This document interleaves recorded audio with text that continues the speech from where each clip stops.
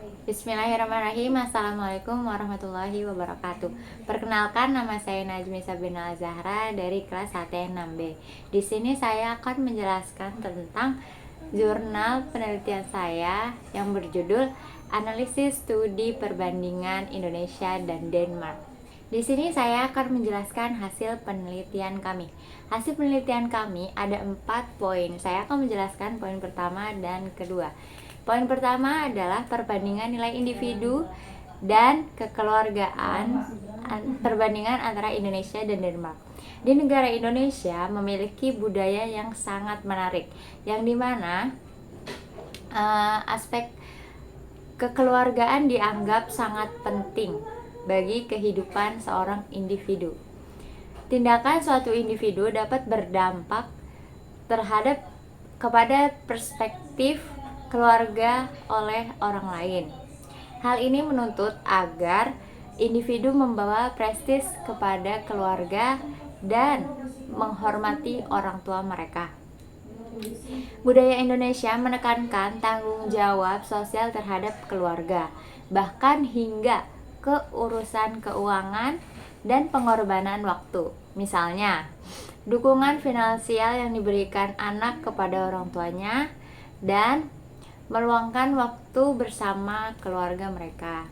Sementara itu di Denmark, nilai individu ditonjolkan melalui pendekatan yang berbeda. Masyarakat Denmark didorong menjadikan mereka inovator yang kuat. Mereka memiliki sifat sarkastik yang khas, dengan kecenderungan untuk mengejek atau menjelekkan diri sendiri. Hal ini tercermin dalam hukum Jante yang menekankan bahwa tidak boleh merasa lebih besar dari yang sebenarnya, atau kita tidak boleh merasa lebih pintar daripada orang lain, lebih bisa daripada orang lain. Namun mereka juga memiliki konsep higi yang dimana hal tersebut mengedepankan kebersamaan dan kehangatan dalam hubungan. Bisa dibilang hubungan keluarga di Denmark ini lebih santai, tidak seperti di Indonesia. Selanjutnya, poin yang kedua, yaitu perbandingan sistem politik antara Indonesia dan Denmark. Di Indonesia, sistem politiknya adalah republik. Negara Indonesia adalah negara federal dengan kekuasaan yang terpusat di pemerintah pusat. Republik Indonesia terbentuk pada tanggal 17 Agustus 1945 setelah pengalaman panjang di bawah pemerintahan kolonial Belanda dan masa penduduk Jepang pada Perang Dunia Kedua. Tujuan utama pembentukan negara Indonesia adalah untuk menyatukan masyarakat Indonesia yang beragam etnis, suku, agama, dan budaya. Setelah beberapa proses transisi, Indonesia akhirnya mengadopsi sistem demokrasi konstitusional yang terdesentralisir. Sementara itu, sistem politik di Denmark ditandai oleh budaya kompromi dan konsensus. Ada peluang yang baik bagi partisipasi publik dalam proses politik, bagi di tingkat pemerintah nasional maupun lokal. Tradisi kompromi dan konsensus ini sangat mempengaruhi budaya dan operasi sektor politik Denmark. Struktur pemerintahan daerah didasarkan pada dua tingkat negara dan kota madya. Dari perbedaan dua sistem politik tersebut menjadikan kedua negara ini, Indonesia dan Denmark, memiliki keunikan dan keragaman dalam perpolitikan di negaranya mereka masing-masing. Selanjutnya, untuk poin yang ketiga dan keempat akan dijelaskan oleh teman saya. Kepada Olive Nabata dipersilakan. Bismillahirrahmanirrahim. Saya Olive Nabata akan melanjutkan pemaparan materi yang ketiga mengenai perbandingan kebijakan anti korupsi Indonesia dan Denmark. Korupsi merupakan masalah global yang merusak integritas dan pembangunan suatu negara di Indonesia. Meskipun telah ada upaya yang signifikan untuk mengurangi korupsi, masih menjadi tantangan utama.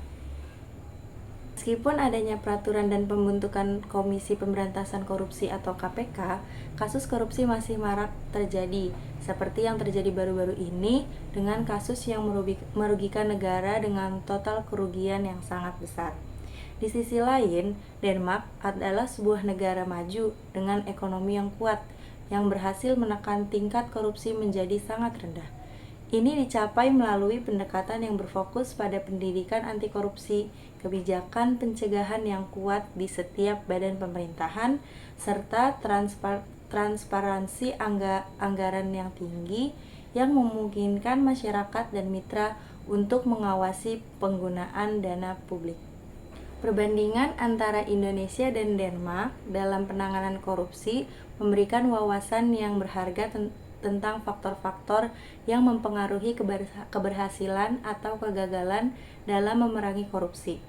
Melalui analisis yang cermat, dapat diidentifikasi kebijakan dan praktik terbaik yang dapat diadopsi oleh pemerintah Indonesia untuk meningkatkan upaya anti korupsi dan memajukan pembangunan negara ke arah yang lebih baik.